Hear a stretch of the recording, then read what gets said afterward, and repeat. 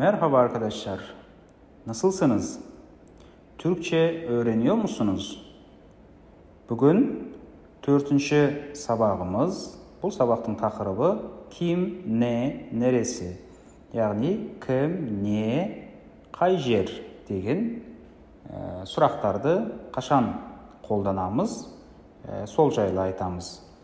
Өздеріңізде білетіндей, kim деген сұрақ адамға қойылады, яғни адамға байланысты қойылатын сұрақ. Оған жауап ретінде біз бір адамның атын немесе бір туысқандық атауды, бұл менің әкем, бұл менің анам, бұл менің әпкем, інім, қарындасым деген сияқты туысқандық атауды айтуымызға болады. Не болмаса бір адамның мамандығын, mesela bu kim десе, bu доктор, bu kim, bu öğretmen деген сияқты жауап береміз. Ал не деген сұрақ бұл жан жануарлар мен жансыз заттарға қойылады. Нересі, яғни бұл қай жер, қандай жер деген сұрақ. Bu kim, şu kim, o kim. Yani bu, şu, o деп отырғанымыз бұл жерде сызықшамен де, стрелкамен де көрсетіліп тұрғандай, bu деген сөз бұл, мұны біз өзімізге жақын тұрған адамды немесе затты сұраған кезде қолданамыз. Мысалы, жанымызда тұрған адамды немесе бізге жақын жанымызда тұрған, қолымызда тұрған бір затты сұраған кезде bu kim, bu ne деп сұраймыз. Ал бізден сәл алыстау тұрса, о zaman şu kim, şu ne деп сұраймыз. Ал одан да алыста тұрған адам немесе затқа байланысты қолданған кезде o деген сөзді қолданамыз. O kim немесе o ne. Мысалы, bu kim, bu Ahmet. Бұл кім, бұл Ahmet.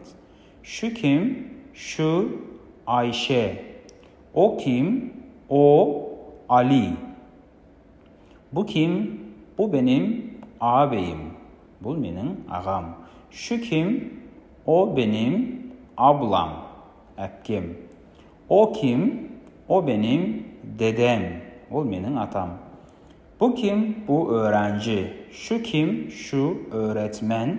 O kim, o polis. O doktor. O öğrenci деп жауап беруімізге болады. Burası neresi, şurası neresi, orası neresi. Бұл жерде де бұл қай жер, қандай жер. Мұнда да бізге жақын тұрған жер болатын болса, жанымызда тұрған жерді көрсетіп, оның қандай жер, қай жер екенін сұраған кезде, burası neresi деп сұраймыз.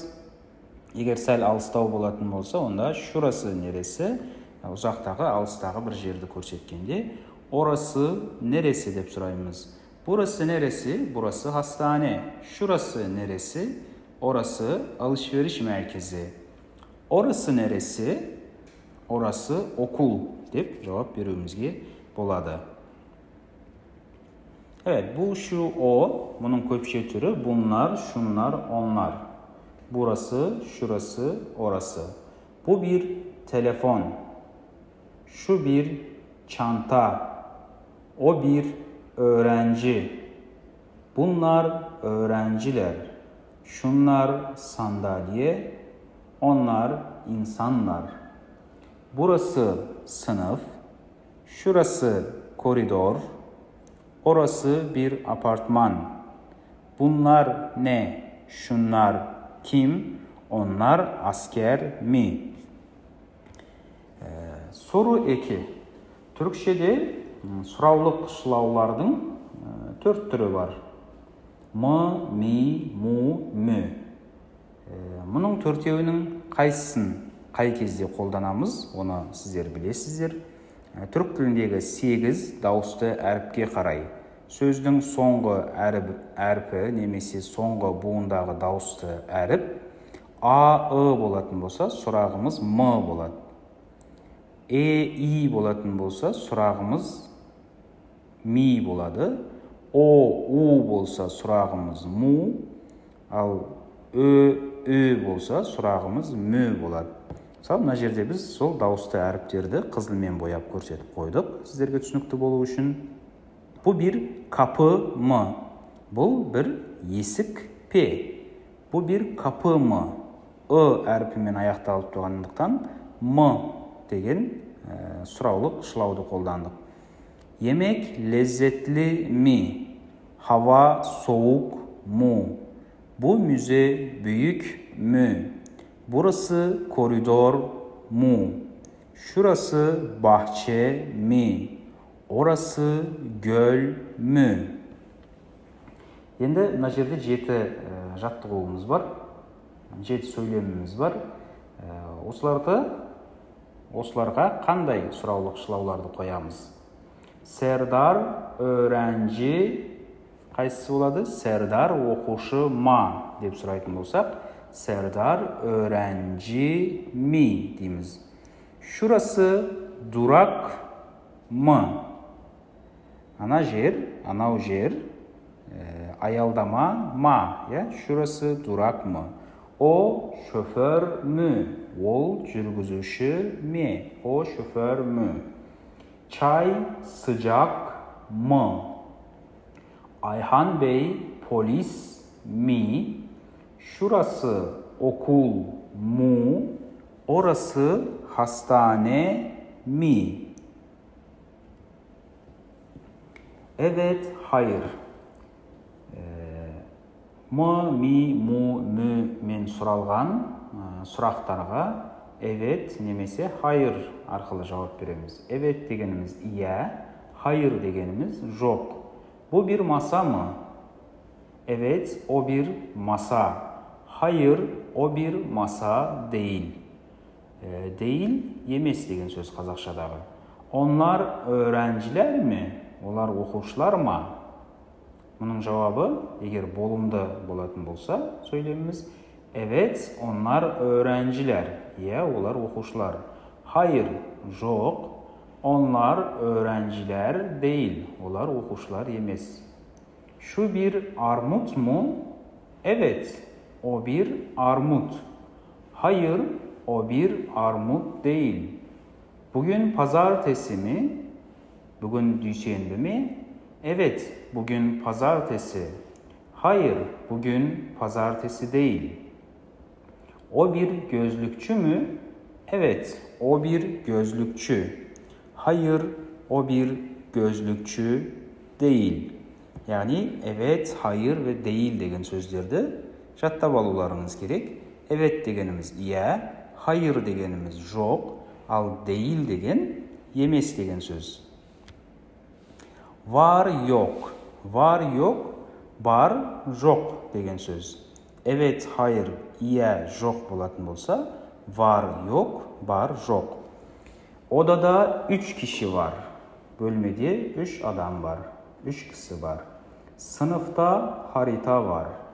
Sınıfta karta var. Dolapta yumurta yok.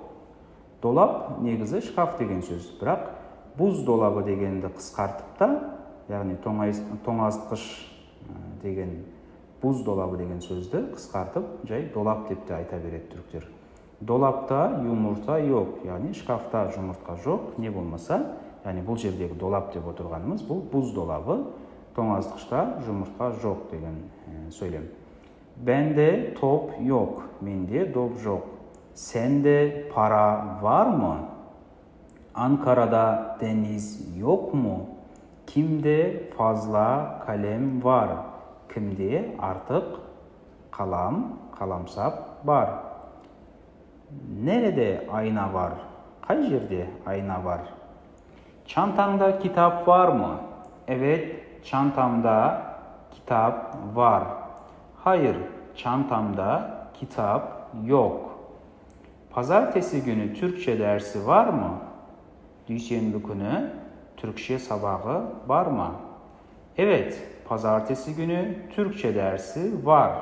Hayır, pazartesi günü Türkçe dersi yok деп толық жауап беруімізге болмаса, evet var, hayır yok деп қысқаша жауап беруімізге де болады. Çokluk, çok дегеніміз көп деген сөз, ал çokluk көптік, яғни біз бұл жерде көптік жалғауларын түсіндіргелі отырмыз. Түрк тілінде екі көптік жалғауы бар. Бұлар лар, лер.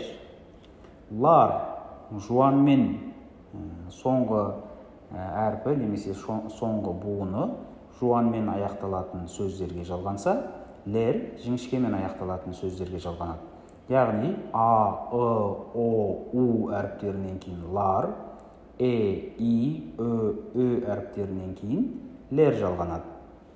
Мысалы, kitap, kitaplar, defter, defterler, kol, kollar, erkek, erkekler, doktor, doktorlar, öğrenci, öğrenciler, saat, saatler, harf, harfler.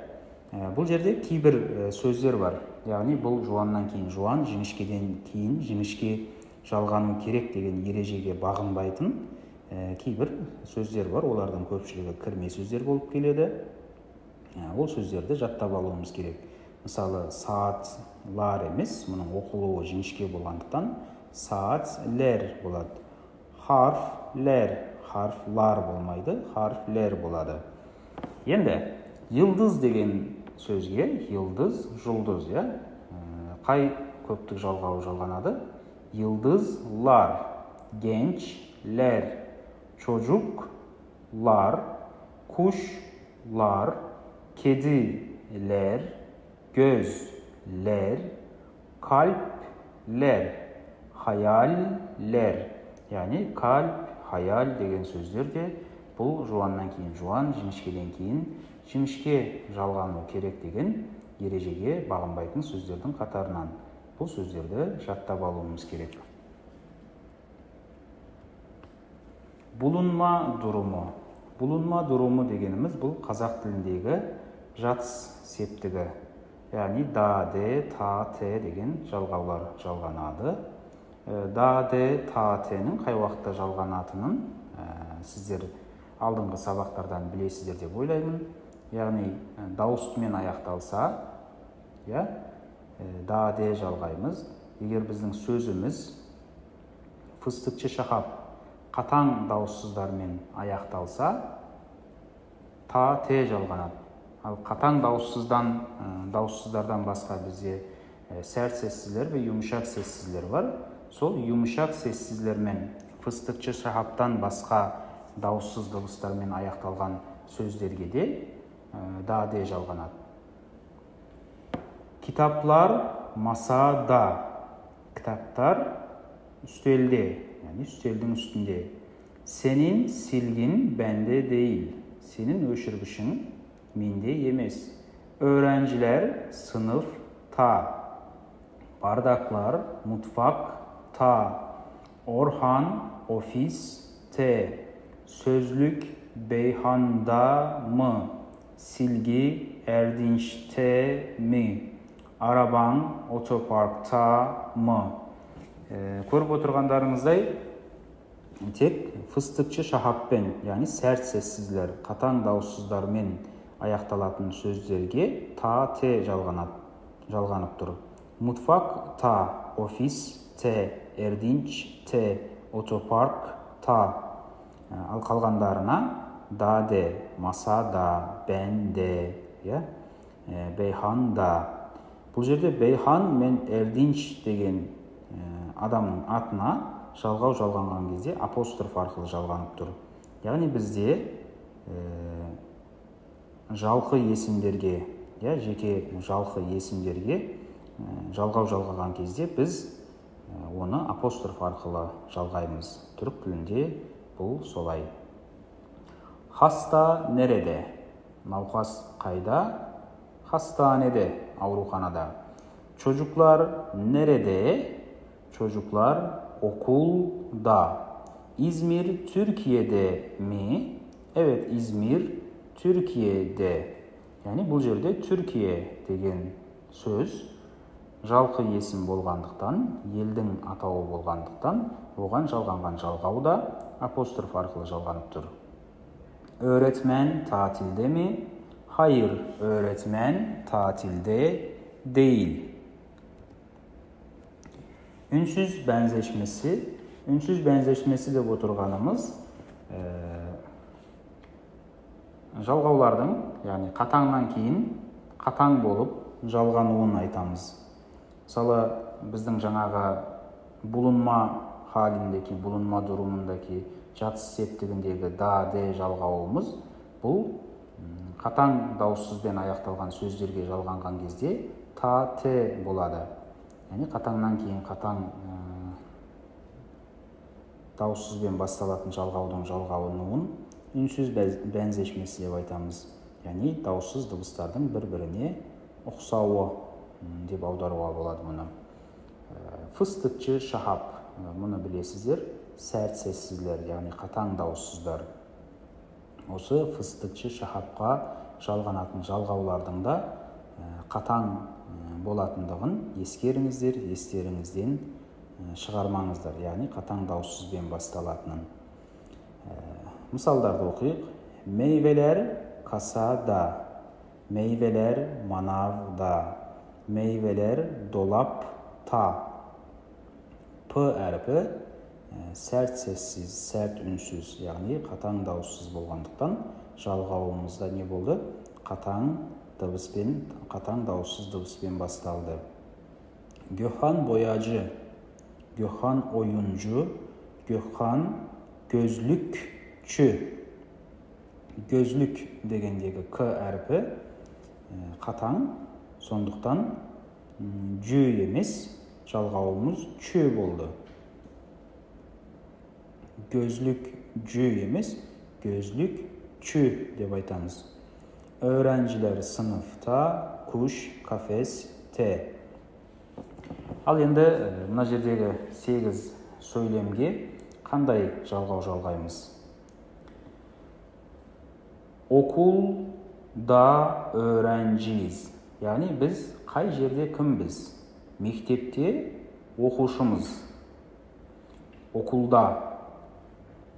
Hastanede hastayız. Hastanede hastayız. Aurukhanada navkaspız. Otobüste T жалғанады, себебі С сәрт сессіз, сәрт үнсіз. Otobüste yolcuyuz. Avtobusta жолаушымыз. Markette müşteriyiz. Markette müşteriyiz. Markette biz kliyentbiz. Sinemada seyirciyiz. Sinema, kinotiyatr. Sinemada seyirciyiz. Yani körelmenbiz. Maçta taraftarız. Ülkede vatandaşız. Başka ülkede yabancıyız. Maçta Ç sert sessiz ve ekimiz yani жалғауымızda sert sessizle başlıyor. Maçta taraftarız. Yani maçta biz жанкүйеріміз, ülkede vatandaşız. Biz öz elimizde, elde, sol elдің азаматымыз.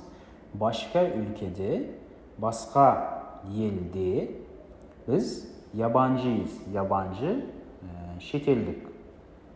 Biz böten adamды, немесе шетелдіктерді түркшеде yabancı деп айтамыз.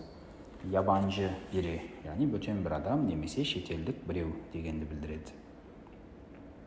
Міне бүгінгі сабағымыз осы. Ким, не, нересі деген сұрақтарды қашан қолданатынымызды және түрік тіліндегі ережелерді, көптік жалғауын қалай жалғаймыз, жатыс септігі, бұлынма durumу дегеніміз не, сондай-ақ үнсіз бәнзешмесі дегеннің не екенін түсіндіріп өттік. Сабақты тыңдап, қайталап, осы ережелерді жаттап алыңыздар. Назарларыңызға рахмет, сау болыңыздар.